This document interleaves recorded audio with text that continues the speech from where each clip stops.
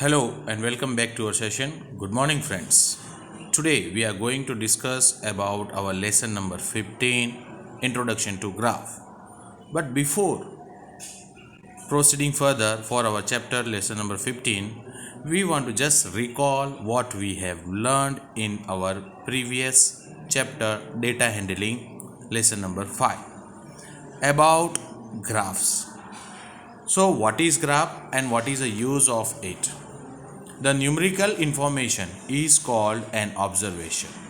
The collection of all these observation is called data.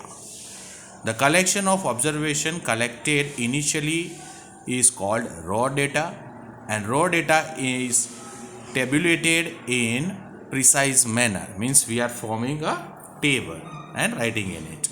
The numerical data can be represented by or through pictures and graph, which is called pictorial presentation of the data.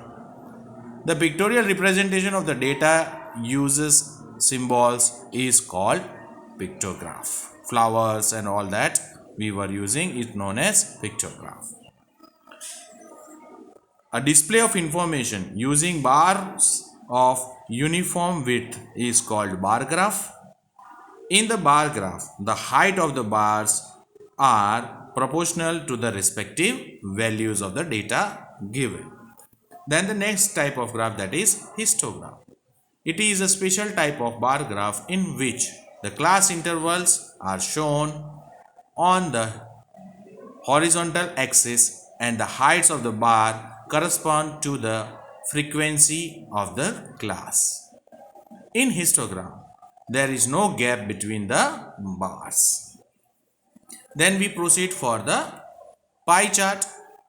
A circular graph or a pie chart shows the relationship between the whole and its part. Data, the numerical information, this is what is data.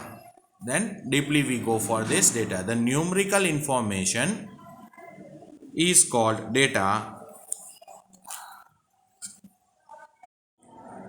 Data can be arranged and represented by grouped frequency distribution. Frequency is the number of times a particular entry occurs. Part organizing the data. To draw meaningful inference from haphazard means not properly written data, we need to organize the data systematically. Usually we arrange the data using tally marks. Already we have learned about tally marks in previous chapter lesson number 5. This is just revision of it. Grouping the data. When we have to deal with larger scale data, if we make a frequency distribution table for each observation, then the table would be too long. There, for our convenience, we make a group observation such as 0 to 10, 10 to 20, 20 to 30, and same way continue, and obtain a frequency distribution of the numbers of observations falling in each group. Certain points also we need to remember for this. Friends, a pictograph representation using the data. So one flower is equal to 100 plants and one symbol stands for 100 plants. That way we have taken. It can be 50 plants or 20 plants, depends upon the length of the data and number of data given to us. So in July, August and September, number of plants planted. So we have taken 1, 2 and 3 to half flower. So 100, 200 and half means 250 plants were planted. So this is pictures given in place of numbers. So it is known as pictograph. Similarly, in the month of August, 1, 2, 3 and 4. So 400 plants. So in same way in the September month, 1, 2, 3, 4 and half. So 4 complete means 400 and half means 50. So 450 plants were planted in the month of September.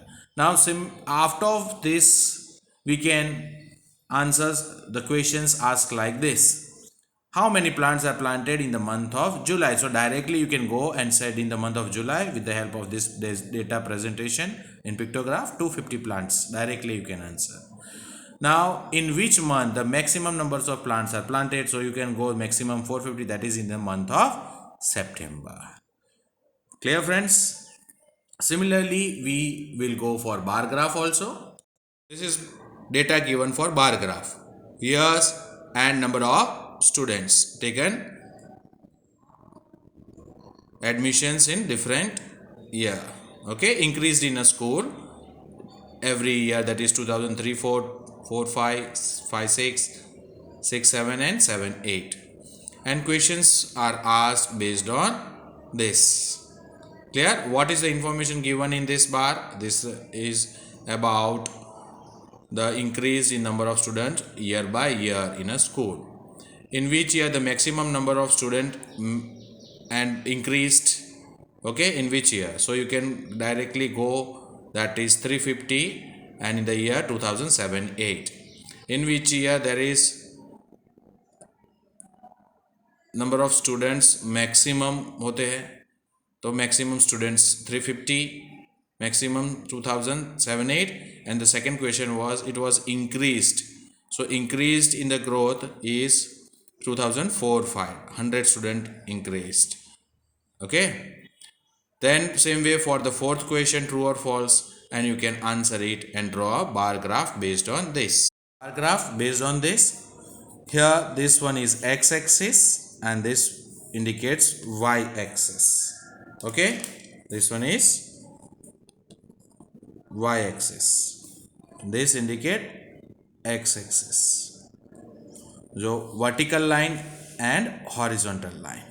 Then we write time period, that is academic. Always you think that dependent and independent data, there are two types of data given, that time, this is year, that is timing, and this is number of students. So increase in number of students is dependent on time. So always independent data, this is known as independent data, swatantra. So independent data is presented on x-axis and dependent data is always presented on y-axis.